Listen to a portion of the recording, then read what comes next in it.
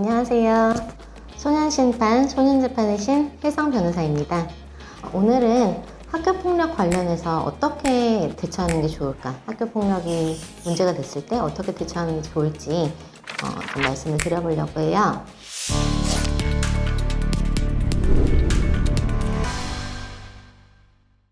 학교폭력이라고 하면 사실 더글로리 같은 심각한 수준의 학교폭력, 이게 먼저 떠오르잖아요.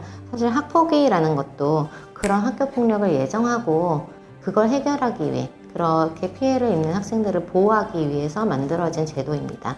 그런데 학폭위라는 제도가 생기면서 사실 그때 예정되지 않았던 다른 문제가 생기기 시작했죠.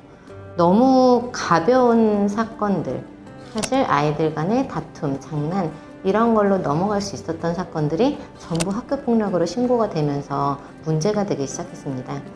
그러다 보니 이제 학교폭력으로 신고당한 사례들 중에 억울하게 신고를 당하는 경우도 굉장히 많아졌어요.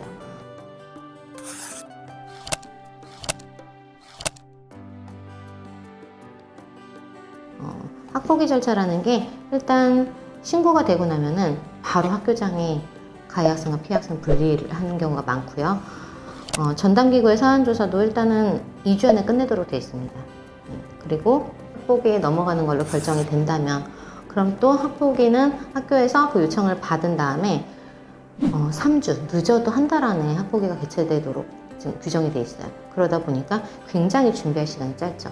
그런데 법적 대응을 할 생각을 못 하시기 때문에 좀 잘 해결되기를 바라면서 시간을 보낸 결과 늦게 찾아오시는 경우가 많아요. 그러면 사실 변호사 입장에서도 굉장히 조급합니다. 그런데 이런 준비가 없이 그냥 학폭위에 참석을 하게 되면 사실 아이도 그렇고 부모님도 그렇고 굉장히 긴장해서 제대로 전달을 못합니다. 학폭위는 정말 그냥 그 짧은 시간 딱 아이 말 들어보고 한 번에 딱 끝나는 거거든요. 미리 자료 제출을 할 생각도 못 하세요, 보통은.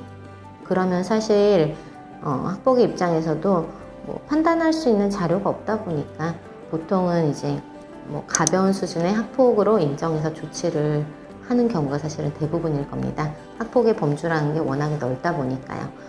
그래서 미리 좀 준비를 하고 의견서도 제출하면서 구체적으로 어떤 점이 억울한 건지, 어떤 점이 잘못됐는지, 신고 내용이 어떤 점이 잘못된 건지 이런 걸 좀 법적으로 미리미리 준비해서 학폭에 임할 수 있었다면, 그렇다면 좋은 결과가 나올 수 있는 사건들이 아마도 되게 많았을 거라고 생각을 합니다.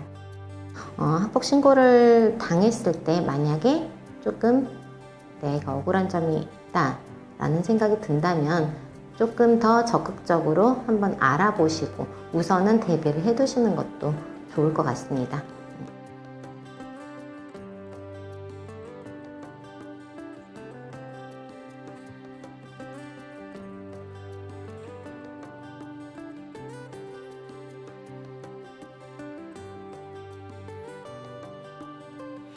이와 관련해서 더 궁금하신 점이 있다면 댓글이나 이메일로 문의 주시면 또 답변해 드리겠습니다.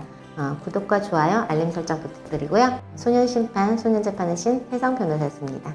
안녕히 계세요.